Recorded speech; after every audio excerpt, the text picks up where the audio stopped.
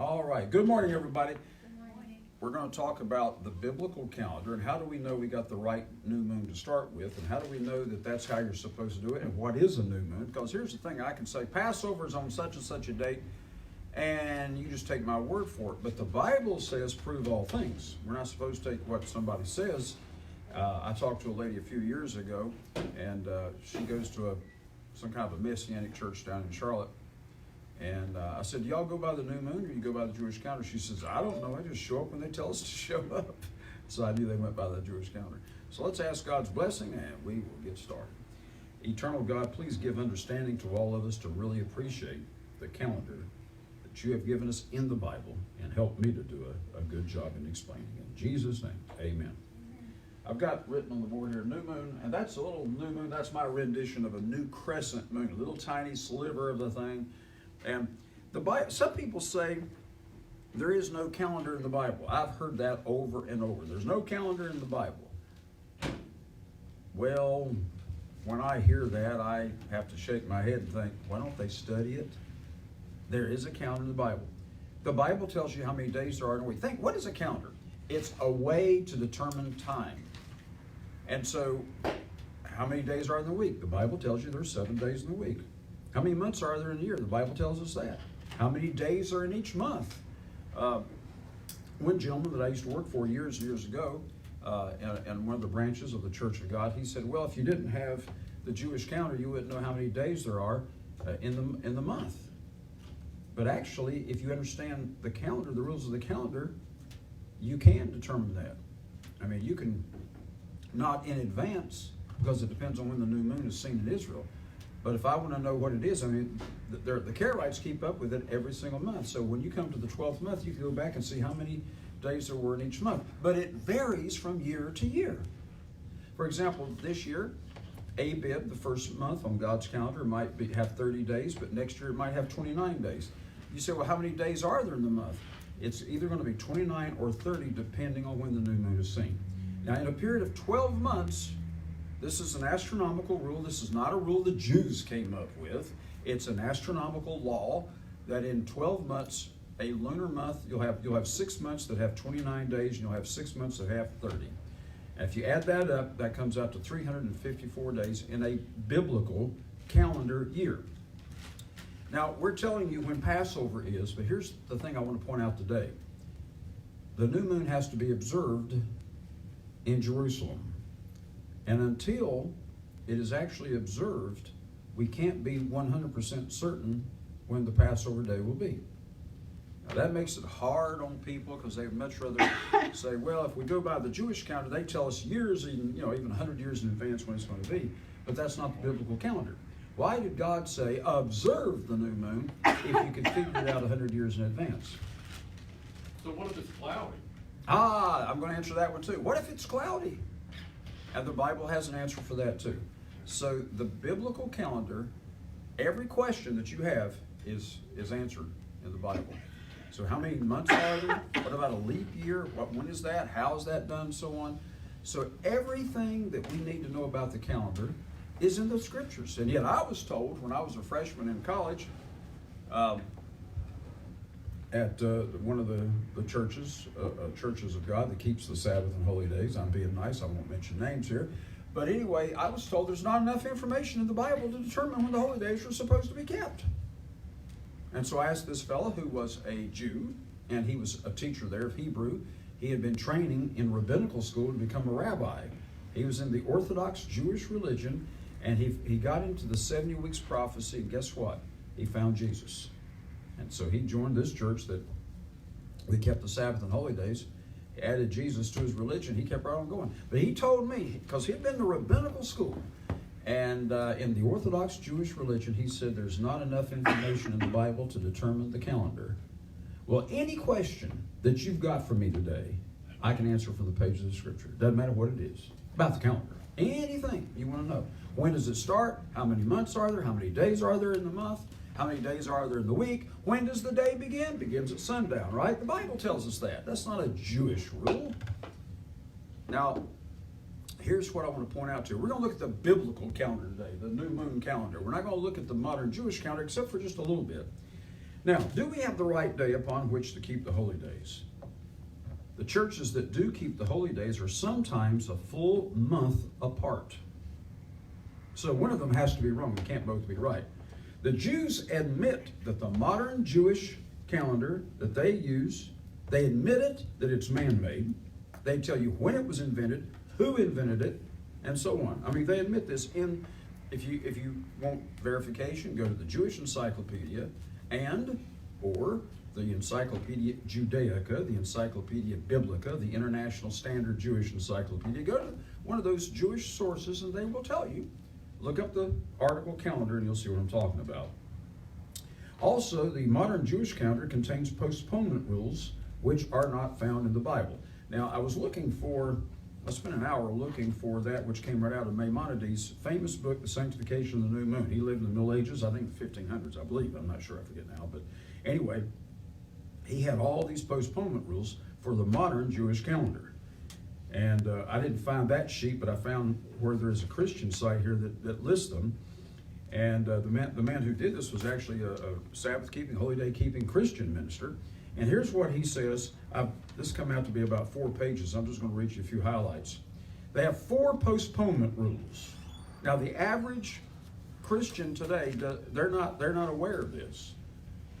They don't realize that when, like the Feast of Trumpets, if it falls on a day that's inconvenient, the Jews arbitrarily, without scriptural authority, they arbitrarily postpone the day.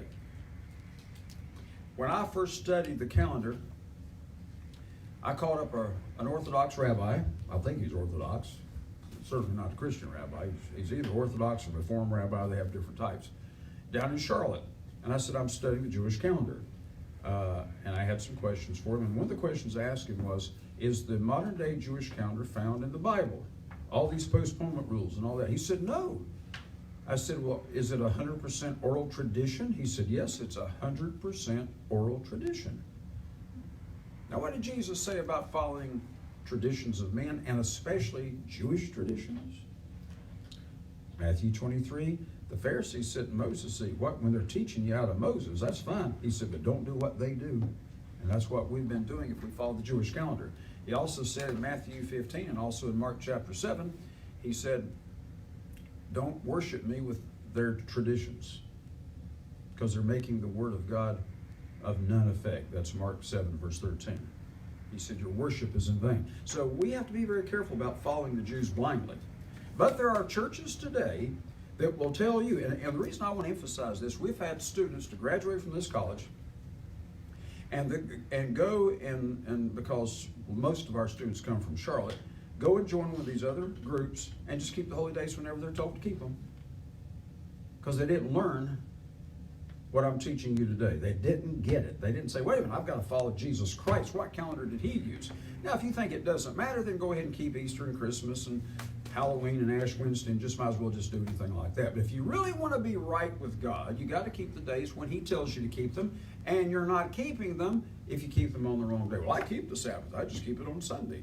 Or That's not the Sabbath. they'll try to keep them by themselves without us and didn't learn this, and they'll go by the dates on the calendar, on the wall calendar. I've had people say, the best I can tell, the Feast of Trumpets is such and such a day. Is that right? And I'd say, no, it's not right.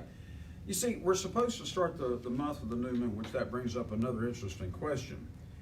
When you look at your calendar at home and it says new moon, for example, in March, the new moon is, I believe it's listed as the 23rd, I believe it is, I'm not sure, I think it's 23rd.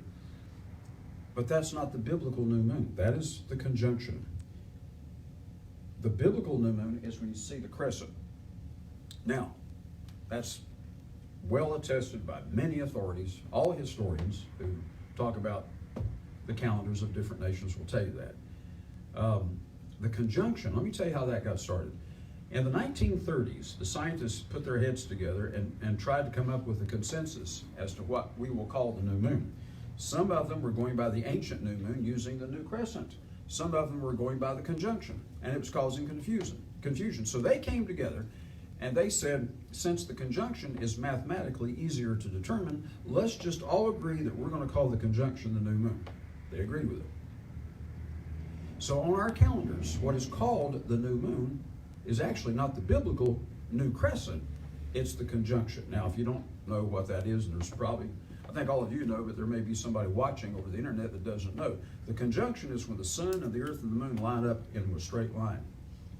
Now, there are two conjunctions every lunar month. The first one is the one that starts the month, the new moon, or actually the conjunction that occurs at the new crescent, and you can't see the new moon. On the day of the conjunction, let's say the almanac says the conjunction occurs at 10:45 in the morning today. It doesn't, but let's say they tell you that, okay? So you're going to go out and look at the conjunction, right? You know where it is? Right in front of the sun. Yeah, go ahead, try to see if you can see the moon right smack dab in front of the sun. The only time you can actually see the moon in front of the sun is if it is exactly in front of the sun and you have a solar eclipse. But depending on where you are on the earth, it may be total where you are, but it won't be total somewhere else, you see. And the moon may be a little bit higher or a little bit farther down so that it doesn't cause an eclipse. But when it's lined up in a line between the sun, the moon, and the earth, that's the lunar, one of the lunar conjunctions. The other conjunction you can see, because that's when the moon is on the opposite side of the earth, and that's called full moon. And we're coming up on that here in a couple of days. Does anybody know when the full moon is this month? Anybody know? It's probably the next couple of days. We're in the 12th month of God's biblical calendar. So you can't start any month with conjunction, because how are you going to see it in front of the sun? It's going to blind you. So the way it was done in all ancient calendars, we have this documented: Persian, Egyptian, Babylonian, and certainly Hebrew. All the ancient calendars went by the visible new crescent, and that occurs just a little over 17 hours after the conjunction occurs. Now that means that did you have a question? Well, I have a question that I've been asked by people and students and people that watch online a bunch of times about the new moon. Doesn't it have to be seen in Jerusalem? How do we know? All right, the new moon, the new crescent, can be seen by different people at different times within a few hours difference. That would cause confusion. So Micah chapter 4 says the law shall go forth out of Zion. By the way, I've been told that a lot of times people over the internet cannot hear the questions, so let me rephrase the question. The question is, where does the new moon have to be observed on planet Earth?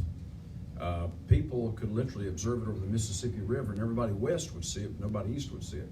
So it's got to be declared from Jerusalem, because the law shall go forth from Zion. So it's got to be declared from there, where the Bible says that's the place where God has placed his name. And that's how it has to be done. It's done that way in Jesus' day, and we want to do it the way he did it. But then the follow-up to that question I always get is, well, what about before people had the internet and had email? How did they know it was seen in Jerusalem? That's why they needed the Jewish calendar, so everybody would know when to start if they couldn't get information from Jerusalem.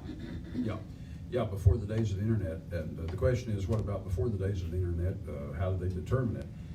If they did the best they could, and most of them would just have to use local visibility because they had no communication. And you remember in the book of Acts, it says God, in the times in the past, God has winked at ignorance, but now he commands all men to repent. So when you don't know any better, it says he winks at it, he overlooks it. But once you know, there's no more excuse. Now, the first 12 years I kept the holy days, guess what? I went by the modern day Jewish calendar because I didn't know any better. I was only a teenager. You can't blame me. I mean, how many scholars do you know amongst teenagers? How many 16-year-olds are Bible scholars? Well, I was learning at that time. And so I was told that the modern Jewish calendar is the biblical calendar, and come to find out that ain't so. And a lot of thousands and thousands now of holy day observers are beginning to realize that. Even in Israel, they will tell you that. Where was I going, though, before you asked me that question? You were talking about seeing the new moon and the conjunction. And oh, yeah, thank you. You're welcome. Sorry. I knew those questions have come up in the past. So when you've yeah, done this. and this is more of a Bible study today, so every one of you feel free to ask me questions, okay? This is going to be more of a Bible study. I figured I would hit those questions off before anybody typed them in, because they always get typed in when you do this service. Yeah, they will. So should we go by the conjunction or the new crescent? All ancient cultures, including those in the time of Christ, went by the new crescent, and if Jesus did it, was it wrong? He never sinned. What does 1 Peter 2:21 say? He is our example that we should walk in his steps. So we're going to do what Jesus did and go by the New Crescent, because that's how they did it at the temple in his day, and you never see him saying, oh no, you're supposed to go by the conjunction. Also, they sent up witnesses on the tops of the mountains who would then come back and report to the priest of the temple that they had seen the new moon. The conjunction can't be seen. Did they send these guys up there to see the conjunction? Because if they did, these witnesses, they'd always send up at least two. They'd come down and say, guess what? We didn't see it. Isn't that wonderful? You know, they had to see something. And the only thing you could see is the New Crescent. All right, now here are the postponement rules. If any of us follow the modern day Jewish calendar, here are the rules that they use. In fact, we had a Messianic synagogue here until just recently next door. And I asked the rabbi over there, I said, because they make a big to-do out of the Torah. They have a case that they have the Hebrew scrolls in, and the rabbi will take it out, and it's a great big thing. He'll hold it like this and walk around the congregation like this and let people touch it. Everybody touches the Torah. And I said, look, if you're so big on the Torah, why don't you go by the new moon to start the month like the Torah says? Without hesitation, he said, because we're Jewish. End of discussion. Tradition, like in the movie The Fiddler on the Roof, remember that song? Tradition. And that's what it's all about. So here are the postponement rules. Number one, there are four of them. If the day of trumpets, which is the first day of the seventh month, according to their tradition, this is not found in the Bible, the Feast of Trumpets cannot fall on a Sunday, a Friday, or a Wednesday. So when they see, I got to back up again. They don't even look for the new moon in the autumn. They look for the Molad Tishri, which is the conjunction to start the month of Tishri, which is the Babylonian name for the seventh month. But do they even count trumpets to be happening in the seventh month, since they don't look at the first month until the fall? Yeah, the terminus cycle of the year is not the spring month. They start with the Molad Tishri. That they call it the Rosh Hashanah, which means the head of the year. But that's their first month, is in. That's also their New Year's Day. I know. That's another thing too. That's New Year's Day. God says the year begins in the spring. They're two different calendars. The reason for this is, as it's explained here, and I knew this before, but I'm going to read it to you. The Day of Atonement, they don't want it to fall on either a Friday or a Sunday, because then you'd have a fast day right next to the Sabbath day. Well, there's nothing wrong with that, unless, of course, you're keeping the Sabbath the way the Jews do, where you can't prepare food, you can't turn on an electric light. You can't. You can't pour hot water into cold water. You can't even go to your microwave and heat up a cup of coffee. I mean, the Sabbath is a dreary, dismal, horrible, gloomy day that you can't wait till sundown until it's over. So they sure don't want to have a fast day on a Friday or a Sunday. So they arbitrarily took it upon themselves to postpone trumpets the first day, so that the 10th day will not fall on a Friday or a Sunday. But that's not scriptural. That's not what the Bible teaches. Postponement rule number 2. If the Molad, the conjunction of Tishri, is at noon or later, at least 18 hours or later, then trumpets must be postponed by one day. I've read this whole Bible from cover to cover, from one leather cover to the other, and I've never seen that in there. Have you? It's not in there. So it's got to be postponed if the conjunction occurs at noon or later. However, if such a postponement rule causes trumpets to fall on a Sunday, Wednesday, or Friday, then it must be postponed by one more day to fit the Jewish rules. That's rule number 2. Here's rule number 3. If the Molad, the conjunction in an ordinary year, ordinary means it just has 12 months, a leap year, but believe it or not, has 13 months, which if we have time, I'll explain that to you. If the Molad in an ordinary year falls on day 3, hour 9, part 204 or later than 3 hours, 11 minutes, and 20 seconds a.m. on a Tuesday. Are you getting this now? There'll be a test afterwards.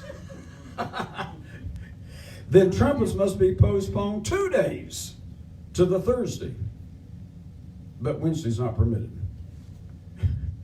But if day 1 is a Sunday, therefore it must be postponed still further to day 2. Now, 12 lunations, 12 lunar months, will make 354 days, and so a length, depending on how it falls, a year could be 353, 354, 355 days. So, when the Day of Trumpets is postponed from Tuesday, 9 hours, 204 parts, to the Thursday, then the following year will only be 354 days long. Now, they've got all this figured out mathematically. Now, the Jewish calendar is not a bad calendar mathematically. It's just that it's not the one God said to observe the holy days on. Here's rule number 4. If a common year, immediately after a leap year, the molad falls on day 2, 15 hours and 588 parts, or later, that would be Monday at 9:32 and 43 seconds a.m., then the Day of Trumpets is postponed to Tuesday. Then down here at the bottom, I'm not reading it all to you, it says, are these rules or postponements really valid? The justification for Rule 1 is they don't want the Day of Atonement to fall on a Friday or a Sunday because it's a fast day right beside of their horrible, dismal Jewish Sabbath. This line of reasoning, says this author here, is nothing but carnal nonsense, something the Pharisees were experts at. Similarly, he said, it is not considered appropriate to have the 7th day of Tabernacles fall on a Saturday, and thus be followed by the last great day on a Sunday. Once again, he says, there is supposedly no preparation day available for the last great day. Yeah, it is. You do it on a Friday. I'm about through here with these, but I know this bores the heck out of you, but I want you to understand why we should not follow this man-made calendar. The author here says, nowhere does the Bible in any way state or imply approval for the idea of, quote, postponing, unquote, the start of the year in order to avoid, quote, inconvenient days, unquote, for the holy days. These rules of postponement have nothing at all to do with supposed astronomical requirements, and that has been stated. Oh, it has to fit the astronomical requirements. No, it's got nothing to do with that. Look in the Jewish Encyclopedia. It is all about convenience. Yeah, convenience is, Sabbath is not convenient for Christians either. I'm thinking that very same thing. The Sabbath itself is not convenient, so the church world postpones the Sabbath to the next day when it's more convenient. And that's why we don't have a large crowd here. We got some people here that want to be here today, but they have to work today. Some new people are just starting to keep the Sabbath, but they still have a job they can't get out of. But Sunday, they'll be free, see? Because this world is not geared toward commandment keeping, but toward human traditions. About finished here, these Jewish postponement rules are to be rejected in their totality, says the author. There is not the slightest indication. This man was a minister of the Church of God all the way back to the 1970s or earlier. There is not the slightest indication anywhere that God would approve of postponing a new moon in order to have the holy days fall on more convenient days of the week. And then finally, the last page here, he said, can we not see that the Jews have shifted Pentecost to Sivan 6th? Sivan is the name of their 3rd month. They don't keep Pentecost on Sunday.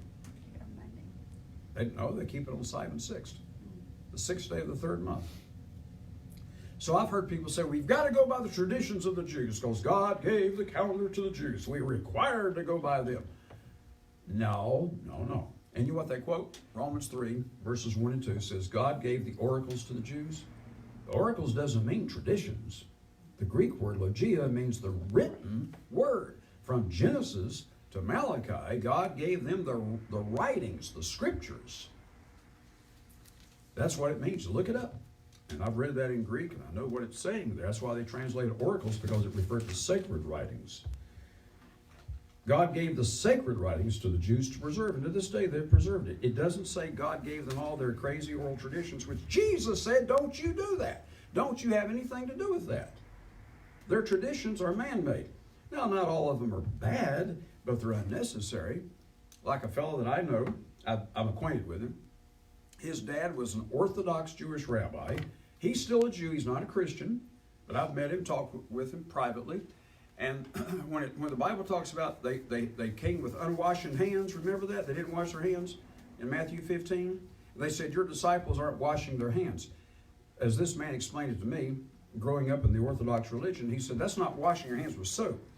That's where you take a little carafe and you pour water on the back of each hand twice. Now you've washed your hands. Jesus said, that's Greek for, that's not necessary. And so the disciples they had clean hands, but they didn't go through that silly little ritual. And they got condemned for it.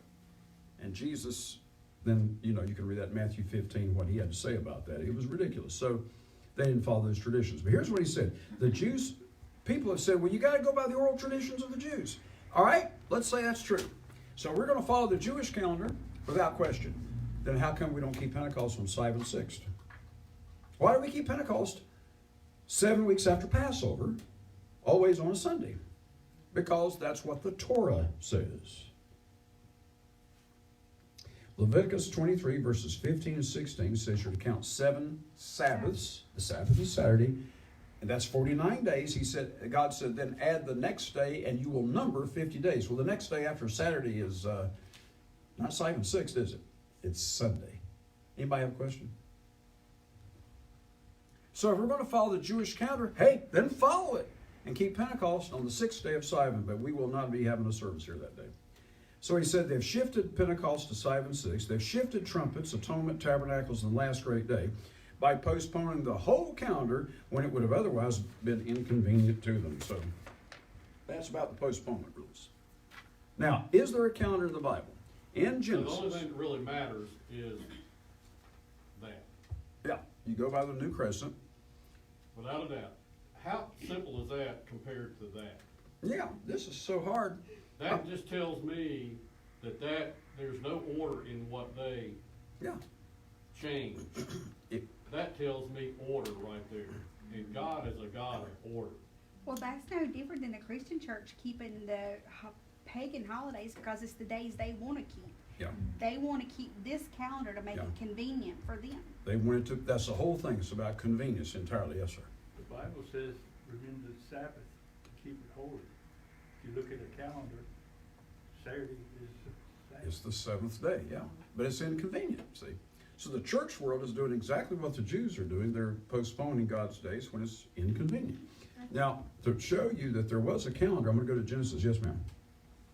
What about, have you ever heard of Chuck Pierce, Chuck Pierce. Glory Zion International? They celebrate the Passover and everything, but they're using the Hebrew calendar. Mm-hmm. Well, they're all Hebrew calendars, but they're using the modern day post-Talmudic calendar, probably. Because that's what Jews do. Mm-hmm. Sabbath being the 3rd month, and Tammuz is the 4th instead of Yeah. Amen. Tammuz is the Babylonian sun god, and they named that on the 4th day of the calendar, which shows right there it's not God's calendar, because God wouldn't name his months after pagan gods. And I was thinking, surely they should know that. They know it, but traditions reign supreme among Jews. And, well, Catholics do, and Protestants. Tradition reigns supreme. Anyway, even way back in Noah's day, he knew of a calendar in chapter 7 of Genesis, verse 11. In the 600th year of Noah's life, in the 2nd month, the 17th day of the month, the fountains were opened up, and so on. How did he know about that? They had a calendar way back in Noah's day, and probably all the way back to the Garden of Eden. In chapter 8 and verse 4, it says, the ark rested in the 7th month on the 17th day of the month. How did he know when the 7th month came? They must have had a calendar. So when somebody says, there's no calendar in the Bible, well, what can you say about that? Verse 13 of chapter 8, it came to pass in the 601st year of Noah, in the 1st month, in the 1st day of the month. How did he know when the 1st month was? And verse 14, and in the 2nd month, on the 27th day of the month, and so on. So we see they certainly did have a calendar in the Bible. Now, I want to go to Exodus 12. So my question today is, how do we know we got Passover on the right day? What do we do if it's cloudy? I'm coming to that. What do we do if it's cloudy and the new moon cannot be seen? There's a scriptural answer for that. Now, Exodus 12 in verse 2 says, this month, God is talking to Moses and Aaron, shall be to you the beginning of months. What does that mean? He says it shall be the 1st month of the year. Now, if you look in your margin, the margin says April. That's correct. But how do we know that the margin is correct? Because in Exodus 9, I won't turn there, verse 31, this time of the year the flax was boiled and the barley was smitten. That agricultural situation occurs in the first 2 weeks of April, when the barley is in the ear and the flax, I can't speak, was in the budding stage is what that means. It was bold. It was in the budding stage. So we know exactly when this occurred. We know when the Exodus occurred. It occurred in the month of April. We know that. And so we know for a fact that the first month of God's calendar is in springtime. But when I was in high school, I met this Jewish guy. I still remember his name. His first name was Jack. And I said, Jack, I've been studying the Jewish calendar, and I found out that your calendar starts in the spring. I've been reading it in the Bible. He said, no, it doesn't. I said, yeah, it says right there in the Bible. He says, I don't care what the Bible says. I grew up in the synagogue, and the Jewish calendar starts in the autumn. That's our New Year's. What? Wow. It's a different calendar than the biblical calendar. I'd be scared to say something like that. Well, hey, their calendar does start in the autumn, but they don't have God's calendar. That's what I want to say. They don't have the calendar of God. Now, in Leviticus 23, what about leap year? When is leap year? Now, Leviticus 23, verse 4, these are the feasts of the Lord, and so on. Verse 5, in the 14th day of the first month, God calls it Abib, the margin says April, at evening. Now, that's not the 14th day of April. That's the 14th day from the time the new moon, which starts the month, is observed. And the 14th day is at evening, not in the evening after sundown, but at evening as the sun is going down is the Lord's Passover. That's when they killed the lamb. And on the 15th day of the same month is the feast. And people say, well, there's no calendar in the Bible. What are we doing with this? What? Okay, we've got a question online. We'll take it. Is there any scripture before Moses that states out the months and years? Not all of them, no. In fact, there's no chapter I know of that just says, here are the names of the months of the year. But if you look in the Bible, you'll see that you have Abib, you got, I know the 8th month is called Bull, the 7th month is called Ethanim, so you see that they did have names for their months. But there's no specific thing before Moses or even after Moses where it just gives you a list of the names. And by the time Ezra comes out of Babylon, they're using Babylonian names. But even Babylon went by the new moon, so it was all right. There's had weird names for it. Hope I answered that. So here's the thing. God said in verse 4, you shall proclaim these holy days in their seasons, and the first thing he mentions is Passover. Now, if you go by a lunar calendar, you've only got 354 days in the calendar. That means it's 11 days short of a solar year. So let's say that you start the year, that the new moon of spring, the first new moon of spring is what starts the calendar. Let's say that the new moon of spring is April 15th. Okay, fine. Well, then next year it's going to be 11 days earlier, which would be what, April the 4th the following year? And then the following year is going to go all the way back into March like we have this year. This year, we believe the new moon will be seen on the 25th of March, which means the next day is New Moon Day. When you see the new moon after sundown, that day, starting at sundown, is the first day of the month. But here's the thing. This year is going to be 11 days shorter than last year. So that means that the 12th month will end pretty early next year. Going to end pretty early. So once the 12th month ends before the spring equinox, the way they did it in biblical days, in order to keep Passover in the spring season, they always added the 13th month. Now, we just had February 29th. That's our leap year, because we use a 365-day year. But it's actually 355 and a fourth days. A fourth of the day is about 6 hours. It's actually 5 hours and 48 minutes, but we'll just round it off and say 6 hours. So that means that every year we lose 1/4 of a day. So in 2 years, we've lost half a day. By 4 years, we've lost an entire day. So every 4 years, we add 1 day at the end of February. That's how we get the 29th. But on God's calendar, you lose 11 days every year. So about every third year, it's 7 times in a 19-year metonic cycle. He was a mathematician. Meton, I think, lived like in the 200s, and he figured this out. So the metonic cycle is every night. You have a leap year not every third year, but 7 times in 19 years. So it's about every third year. Sometimes it can be 2 years, depending on how it falls.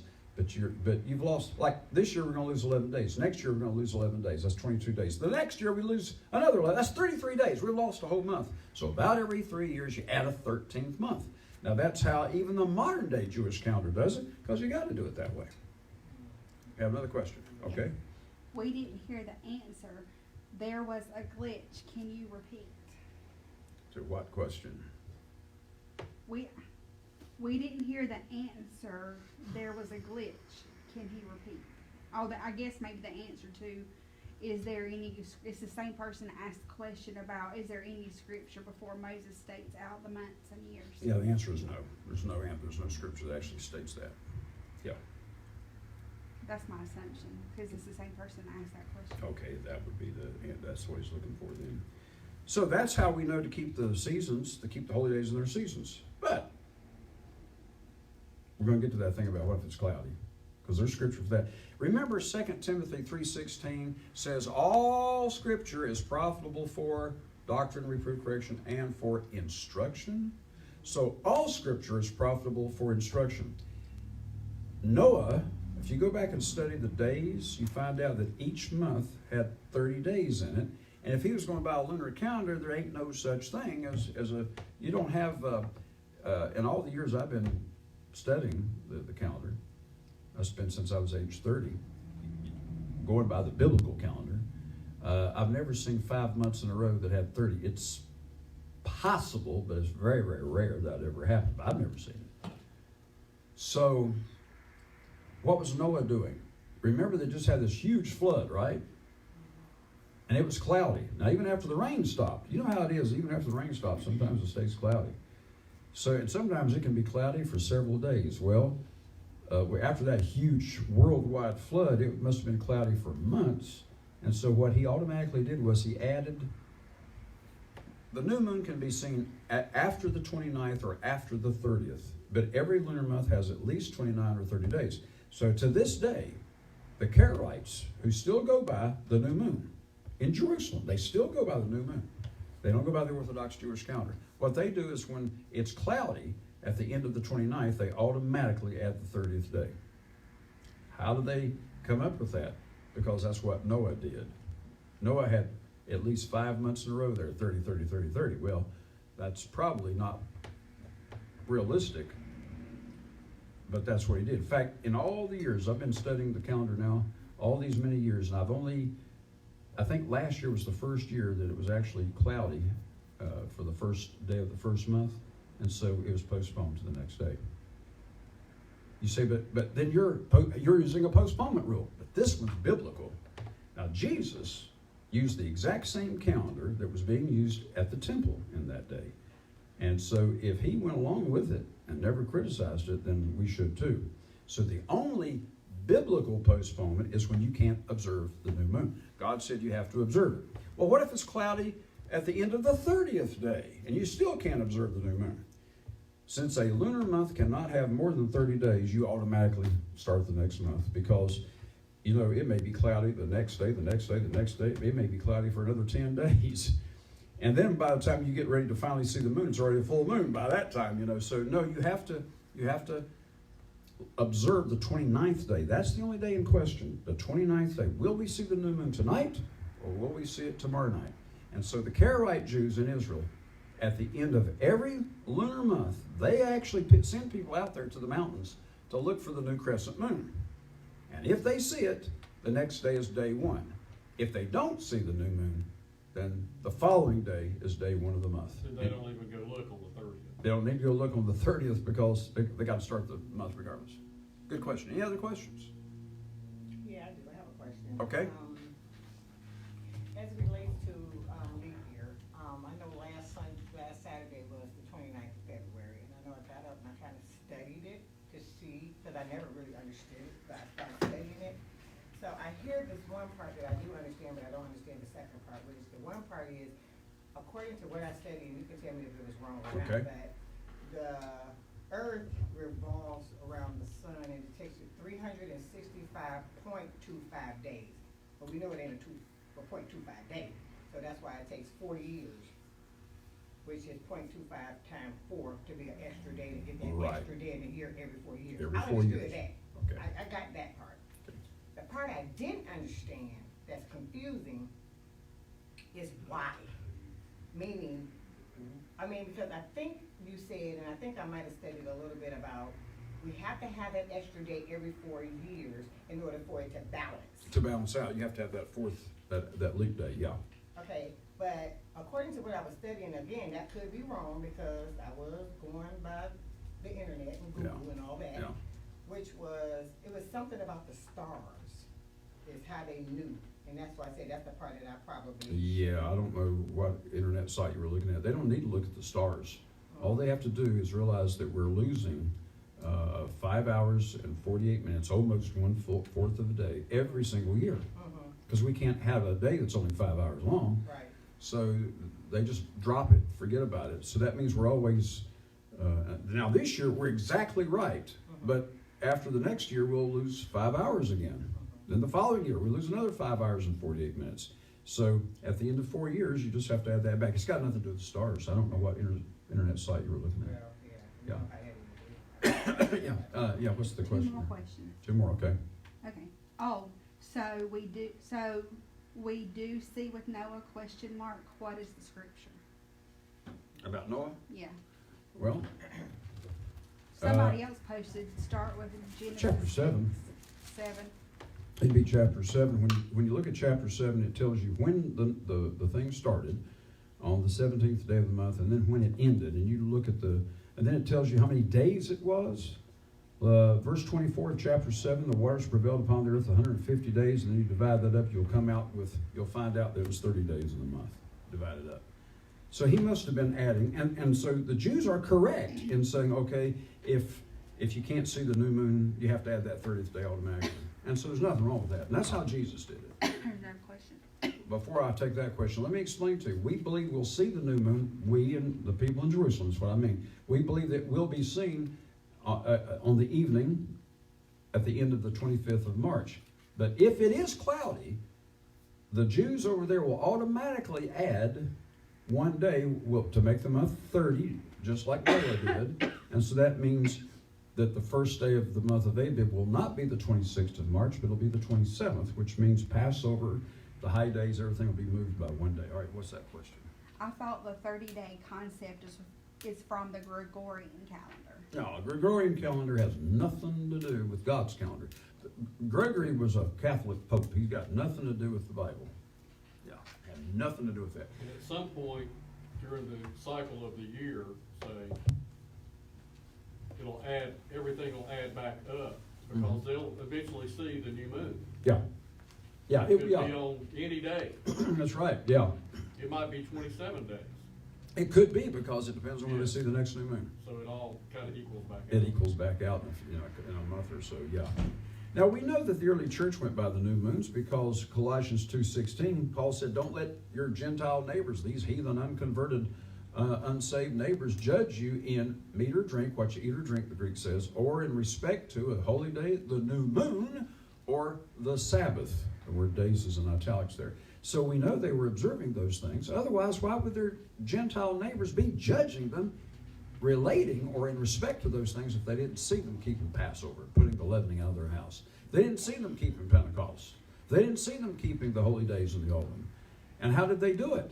They went outside and he said, there it is, there's the new moon. So we know that they were doing it. Now, by the way, you don't go to church on the new moon. You don't, it's not a holy day, it's not a feast day or anything like that. It's just a time to go out and observe it by looking at it in the sky. Now, let me turn to Deuteronomy 16 just to show what I'm talking about here. In Deuteronomy 16, the King James says, observe the month of Abib. Now, the word for month here is Kodesh, which is elsewhere translated as new moon. Now, since one new moon to the next new moon is a month, you could leave it as a month, but the thing is you can't say, oh, look, there's a month. It's got to be translated new moon here. Yes, sir. 16 what? Verse 1. Observe the new moon of Abib. So you go out and you observe it and keep the Passover unto the Lord your God. Now, if you and I go out and observe it in North Carolina, or people in California, or people in Hawaii, it is possible that you might see the new moon before they do in Jerusalem. But we have to go by one place. God said the law shall go forth from Jerusalem, and that's in Micah 4, so we want to make sure that they've seen it in Jerusalem. It's got to be declared over there first. So then God says, And then on the 14th day of the time when you observe the new moon, you keep the Passover. Now, the dates this year will be March 26th for the New Year's Day, assuming they see the new moon the night before. And then April the 7th at 8 p.m. right here, we're going to have a Passover communion service. The Passover feast, therefore, begins on April the 9th. That's the first day of the 7 days of unleavened bread, or the first day of the Passover feast. And then and that's a high day. We will have a service here on April the 9th. Be sure to tell your bosses, hey, I need off on April the 9th. It's a day of rest. It's a Sabbath day, an annual Sabbath day.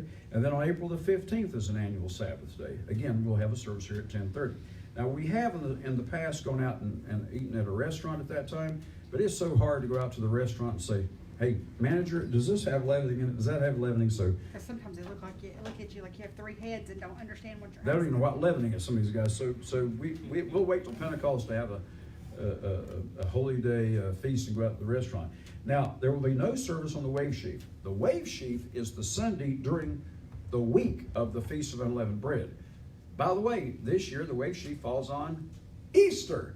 And that's what the churches of this world are all celebrating, Easter. They're all going to go out and celebrate Easter.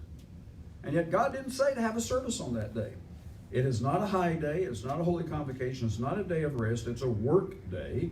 And that's the day people are going to be going to church. And that's the one day we won't be having church. So there will be no service here on the wave sheaf, because God didn't tell us to do it. Good questions. All right, now,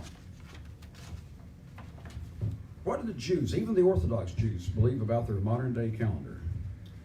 Here is a picture of the new rabbi, the new high priest, I should say, is Rabbi Baruch Kohen. That's his picture there. And he's the new rabbi, and I keep calling him rabbi. He's the new high priest for the first time in 2,000 years. And here you see the priests blowing the trumpets. They got the lambs. They are practicing for when they rebuild the temple. The head of the Sanhedrin said the only obstacle preventing the temple service today is the political issue. They got to get permission from the government. If that should suddenly change, as it very well could, suddenly, we would be required to begin the temple service immediately. Yeah. So is there a chance for them to do a sacrifice on the wrong day? Well, that's a very good question. The question is, are they going to do a sacrifice on the wrong day because they got the wrong calendar? And I've got another article, but I don't have it here with me, where the Sanhedrin has said once we start offering sacrifices and once we rebuild the temple, we must go back to the biblical calendar. Oh. Now, let me tell you one reason why they must do that. They have to, because the high priest is only allowed by Almighty God to go into the Holy of Holies on one day of the year. If you miss that by one day, Yeah. God could strike you dead. In fact, if you go back and read Josephus, the way they used to do it, they tie a rope around the high priest's ankle. When he went to the Holy of Holies, if he wasn't quite right with God, God would strike him dead, and they couldn't go in after him. So if he died, they just take the rope and pull him out. Because now, if you were Rabbi Baruch Kohen, wouldn't you want to make sure you're doing it on the right day? So there are cases. We don't know that anybody ever did die, but I'll tell you what, those high priests were shaking in their boots when they went in there. Because they had to be there on the right day, they had to have their heart right, they had to offer the right sacrifice, everything had to be right. And they walked in there with trepidation thinking, oh boy, because if I've missed So something. does that apply today? Yeah, God is very strict about this. Order. Yeah.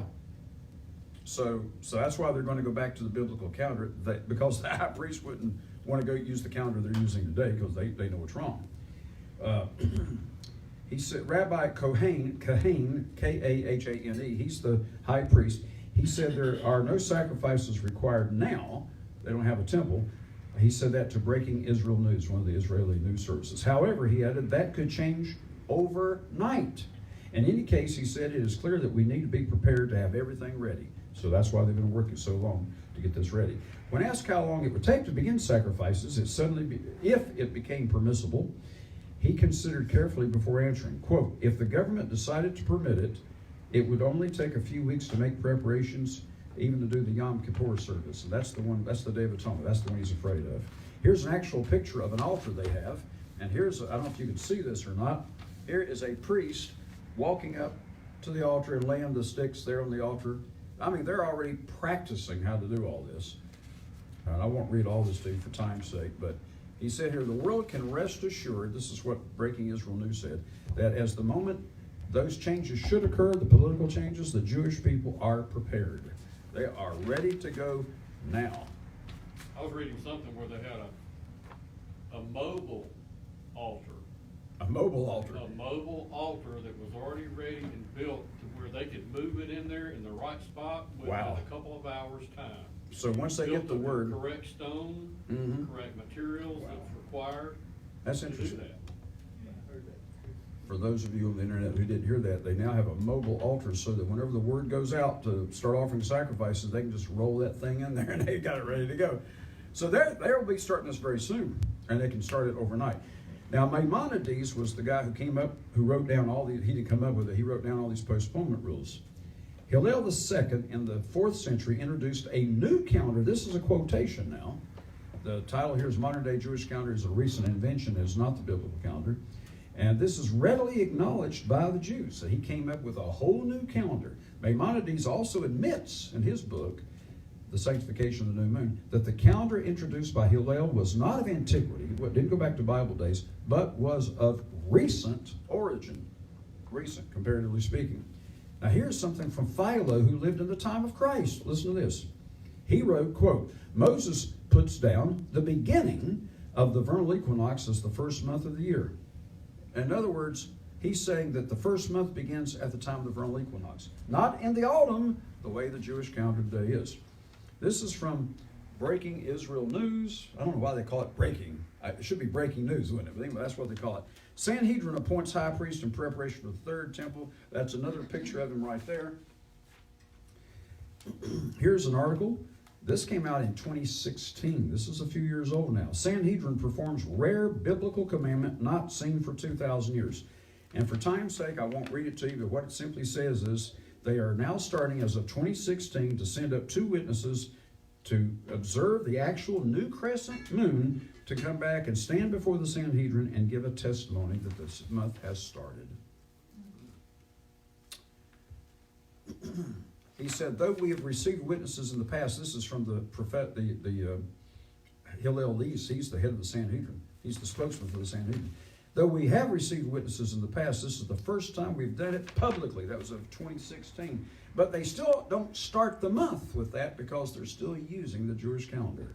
But they're getting in the habit. So they know every year when they're off a couple of days.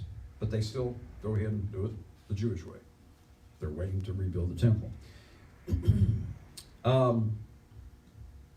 The committee is expected to develop expert legal opinions and legal briefs that may be used at a future date when the calendar may be determined by witnesses. Right now they're still using the Hillel calendar. At this time, no change in the calendar is expressed or implied. They're not yet ready to change the calendar because it'd be a real problem to have Jews all over the world to start going by a different calendar. But when they build the temple or when they offer sacrifices, they're going to do it. So even if the Jews around the world don't want to follow the Sanhedrin, a lot of them don't want to, tough. Now this one came from a minister out in California. His name is Fred Coulter. This is, I don't know that he wrote it, but one of his people wrote it. The it's called the calculated Hebrew calendar. Now the author here says, there's 2 names on this, so I don't know which one wrote it. The new moon is marked by the very first crescent of the moon to become visible in the sky after the conjunction of the earth and the moon. And then he gives evidence here. This is clear evidence that the new moon of Scripture is not the astronomical conjunction. So again, he talks about it being the visible new crescent and so on. Don't have time to read all that. It's good stuff. Now here's one. I actually met the man who wrote this article, talked to him on a couple of occasions, Dr. Herman L. Hay, who was a minister and a considered a scholar of the college I went to, and was one of the early ordained ministers in the 1950s of what at that time was called the Radio Church of God. The title is The Hebrew Calendar Authoritative for God's Church Today. He supports the modern Jewish calendar. And yet, listen to what he says here.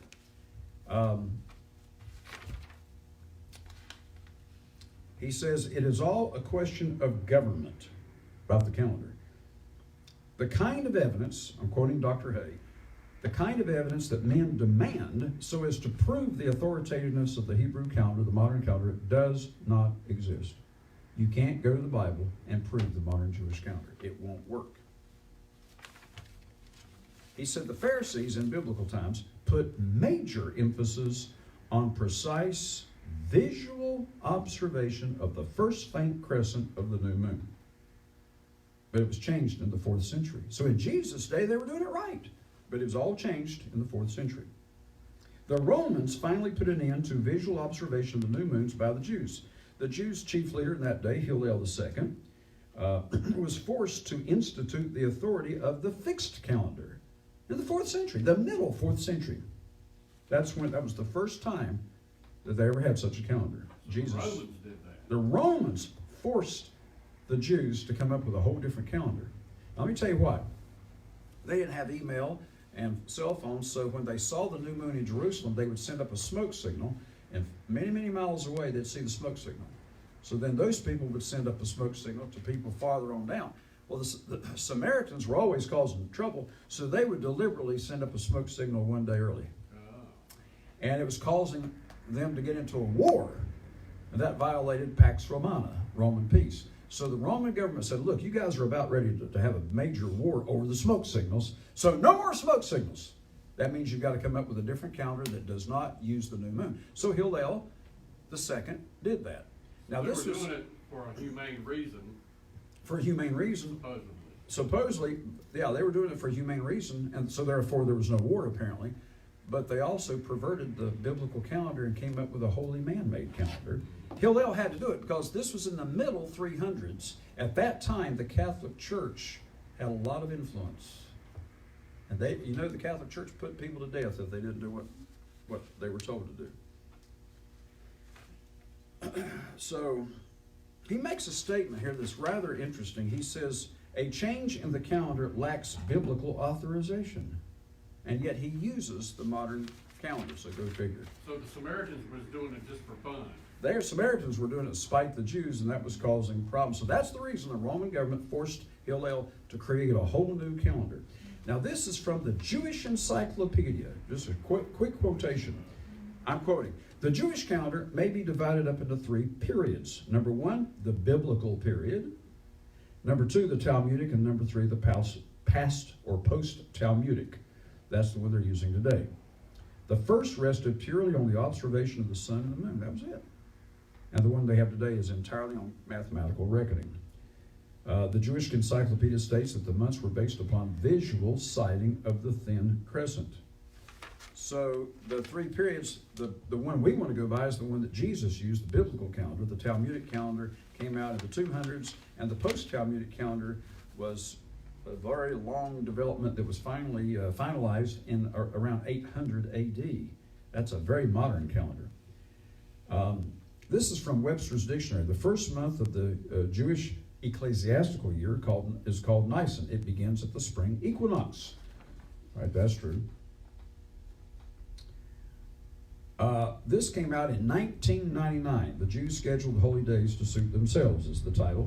Maybe that was the title I gave it. Here's what they said. The new moon will not be sanctified according to eyewitness testimony as ideally mandated by the biblical commandment. And here's the reason. Because we do not have a Sanhedrin, and also because the calendar itself is not 100% accurate. In 1999, they had not had a Sanhedrin. That didn't come about since biblical times, basically, until the year 2004. That's the first time they had a Sanhedrin. It started operating in January of 2005. So they admit the calendar is not 100% accurate. Here's one, is the Jewish calendar wrong? And this guy actually supports the Jewish calendar. He makes some amazing admissions. He said they used to have witnesses who cited the crescent of the new moon. The members of the Sanhedrin cross-examined the witnesses to see that they really had seen the new moon. So that was how they did it in Bible days. That's how we should do it.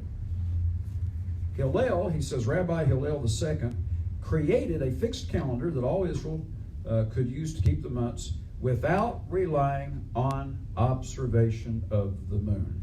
And yet he says we should still follow it. This guy does. Because he's Jewish. He's Jewish. We're going to follow the Jewish calendar no matter what.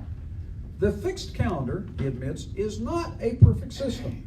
discrepancies arise between the Jewish calendric date and the actual phase of the new moon. Now, are we going to go by the actual new moon or go by when the Jews tell us we should start? He says, but this Jewish calendar needs to suffice until a singular authority over all Israel arises that can correct it. Well, we've got that now, the Sanhedrin.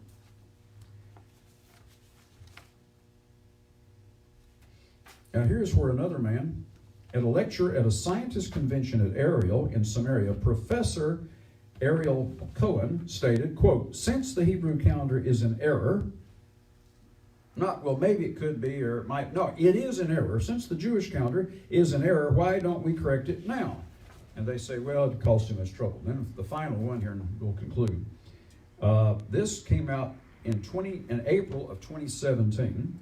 And here's what it says. On Wednesday evening, one of the most important Torah commandments is not going to take place. And as a result, in 2 weeks, the world's Jews will celebrate Passover on the wrong night.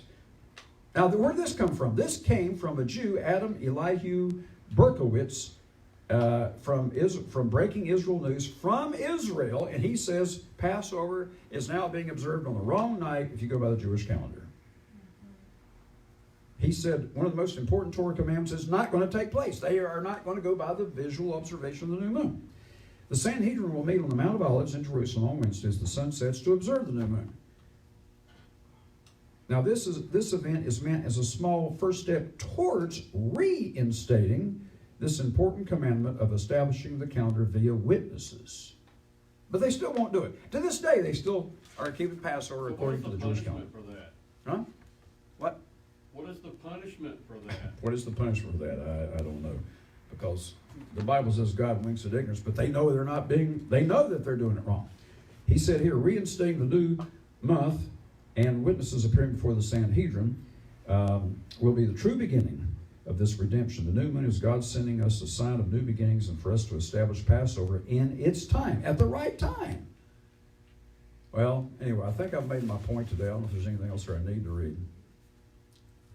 So, one more quote here. The nation of Israel needs to reestablish this mitzvah, a Hebrew word for commandment, in its completeness. But this can only happen when the people acknowledge the Sanhedrin to accept the witnesses' account of the new moon. And then at the last page says the calendar needs to be adjusted. Who said that? Rabbi Weiss, who's head of the Sanhedrin. He says the Jewish calendar needs to be adjusted because it's wrong. Now, sometimes, by coincidence, sometimes... They'll ask the Pope to do it for them. Yeah, they'd get the Pope, maybe he could do it. But sometimes, like this year, I think the Jewish calendar is starting their first month on the 26th. It happens rarely, but once in a while, their first day of their month of Nisan is the same as the first day of God's month of Abib. Sometimes, 90-some% of the time, they're usually 2 days off. Since there's over 17 hours between the time the conjunction occurs and the first day of the month begins, if the conjunction occurs, say, at 10 a.m. on, say, Sunday, you won't see the new moon Sunday night, but you'll see it Tuesday night, making Monday night. You won't see it Sunday night, you'll see it Monday night, meaning Tuesday will be day one. But if the conjunction occurs at, say, 10 p.m., then it's going to look like 3 days after the conjunction. So when you go to your calendar and it says the conjunction's on a certain day, if that conjunction occurs at 10 or 11 p.m., it's going to be 3 days later before the new moon starts, before you see the new crescent. Yes, sir? What allows us to be able to see the moon during the day? Just simply because the question is, how do we sometimes see the moon during the day? It's because of the elliptical orbit of the moon, and it depends on whether is the new moon ever seen during the day? The new moon? The new moon can only be seen at sundown. Now, you see what looks like a crescent moon, because as it gets bigger and bigger, it looks like a slice of cantaloupe. That's about when it's about 3 days old. Then when you see a half a moon, you're going to see that sometimes, before maybe sundown. Or am I right about that? Anyway, whenever you see that. I've seen it at high noon before. Yeah. Almost. Well, in the morning especially, when the moon is waning, when it's getting smaller and smaller. In other words, it starts off as a new crescent, it gets bigger and bigger, you have the full moon, and then it starts getting smaller and smaller, and that's when you see the moon in the morning. You'll see a crescent moon in the morning. If you see it in the morning, it's a very old moon, and then all of a sudden the moon disappears for 2 days. Nobody on planet Earth can see the moon. Right. It's Yeah, gone. I noticed that too. Yeah, it's totally gone. The reason for that was? Because that's at the time of the conjunction. There's always 2 nights when you can't see the moon, and one of those is the conjunction, but we don't know which one. An astronomer might be able to figure out. It might vary. I don't know. So 2 nights later, all of a sudden you see the moon again, but you see it at sundown. That's the first day of the month. That's a new moon. So the crescent in the morning is the old moon. The crescent at evening is the new moon that starts the biblical month. Now, I hope this wasn't confusing. I know it's still new to a lot of us. It's new to people over the internet that are watching this. But what I want to do is prove all things. Not take my word for it. So if they see the new moon on the 25th of March, that means the 26th will be the first full day of the month, and we count 14 days starting with that day. And we know we've got the right time for Passover. If they don't see it, and they wait till the next night after the 30th, then it'll be 1 day later. And when was that established? When was what established? Passover. Oh, established that in chapter 12 of Exodus. Exodus 12 is when God established Passover. And he said on the 10th day you get the month. And then on the, he said this new moon shall be the first new moon of the year to you. Then he said on the 10th day you select the lamb. Then he said on the 14th day you're to kill the lamb. So that's when Passover was established. But it was going by the new moon. When it says in Exodus 12 verse 2, this month shall be the first month, the Hebrew word is new moon. This new moon. And when did he say that? We know it was April. So it's got to be after the vernal equinox. It's got to be in spring. God's year starts in the springtime. I don't have time to go into the proof of that, but there are 3 possible new moons: the last new moon of winter, the nearest new moon, or the first new moon of spring. You can't go by the nearest new moon because sometimes you got 15 days before the equinox and sometimes 15 days after, and there is no nearest new moon. And sometimes the nearest new moon is in wintertime. There's not enough barley to offer the wave sheaf. We don't offer the wave sheaf, but when the priest try to offer the wave sheaf, they have to start the year at the appropriate time or there won't be any barley to offer the wave sheaf. So this is how the biblical calendar was set up. Do we have any more questions on that? No, but we've got a few new people watching today that this is, I believe, their first time watching our live stream. Oh, if this is the very first time watching us, they're going to say, what? This is confusing. Well, I think a couple of folks came from the Church of God, so I have a question, but then I also have some information for those folks. The information for those folks that are new, there's an hour-long video on the Christian Fellowship Ministries of the Church of God YouTube channel. You need to say this on the microphone, make sure they hear it. So I got a have to big repeat mouth, they it. can hear me in the Yeah, but yeah, they can, but I want to make sure they hear it over the internet. And you do have a big mouth. Yeah, go ahead. Ha. There is, we have a YouTube channel called Christian Fellowship Ministries of the Church of God. When you go to our YouTube channel, there's an earth, so that in the little picture, so you know you've got the right one. And there's an hour-long video that Dr. Slough did about the biblical calendar. He's sitting down at a desk and he's given a teaching on the calendar in that video. I put a link in the comments just now in today's sermon to our we also have a satellite congregation in Regina, Saskatchewan, Canada, and they started a YouTube channel that have some of our videos. But if you also want to go back and look at some of our prior sermons on the YouTube channel, they date all the way back to 2016. I think we started on Pentecost in 2016. It's when we first started live streaming and putting videos on YouTube. If you want to go that far back. And my question is... All right, what's your question? My question is with... Stop. With... What's your question? The people that are that still go to split off groups. Split off groups, yeah. Why are they so opposed to using the new moon calendar? Why are they opposed to using the new moon calendar? Because it's the tradition of the church. Yes, but they're not Jews. They're not Jews. But for one thing, they don't understand the calendar, which is what I'm trying to explain and teach in these videos and in these messages. But so many people just say, well, I don't understand it, so I'm just going to default to the Jewish calendar. In fact, I didn't read one article here, the one that Dr. Hay had written. He said that the leader of the church at that time, when it was called the Radio Church of God back in the 30s, they simply got together and discussed it and decided. In fact, he quoted a letter from him who said, we do not know when Passover is if we don't go by the Jewish calendar. He didn't understand it, so he made a decision based on lack of information, based on ignorance, lack of education, just to default to the Jewish calendar. That's what a lot of people do. But in the last days, I'll say this and then I'll conclude. In the last days, Daniel 12:4 says, knowledge will be increased. God is increasing our knowledge, and now we have no excuse. So who is the authority in Jerusalem that says when the new moon was actually seen that you go by? Well, today the Karaites go by the new moon, like it says in the Bible, and they have an internet mail out. Karaite Jews. Karaite Jews. They're Jews, they're not Christians. How do you spell that? Karaite. And Kara means scripture. They're scriptureite people. And so they put it, I get an email from them every month. Hey, we've seen the new moon. Mm-hmm. You know, so we know when the new moon is being seen in Jerusalem. And they even give they're the not names Americans. of the people who saw the new moon.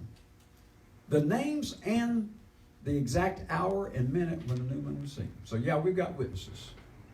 Yeah. Okay, any other questions? I'm sorry for holding you a little bit over time, but this is important. Because when you're not around and I can't ask you, I'll just make sure I look on the internet. Okay. There's a Facebook page called Devorah's Date Tree, and she's the wife of a Karaite Jew. I guess she's a Karaite Jew, and she's the one that coordinates the new moon sightings that we Yeah. use. Her name, I think it's Deborah, but she It's- spells it Devorah. Mhm. That's probably the Hebrew spelling for Deborah. And so it's called Devorah's. Devorah's Date Tree. Date It's the- Tree. And if you go to that Facebook page, Mhm. you can sign up for her email list. Yeah, you can sign up for her email list, and every month you'll know when the new moons are sighted. Okay, any other questions? I'm sorry for holding you over time. I don't usually do that, but good to see everybody here. Let me make sure there's not another. Make sure there's no other comments, Another and I online forgot to question. welcome our international audience. If you have any questions, email us. We'll be glad to take your questions. Because I came off of it just to. I got a question that's not related to this. Okay, well, I'll dismiss everybody first. Any other questions? Let me look. Hang on. I had to go out. Somebody's telling you to bite your tongue once in a while, but other than that, no. Okay, all right. We're dismissed. Good to see everybody. See y'all next Sabbath.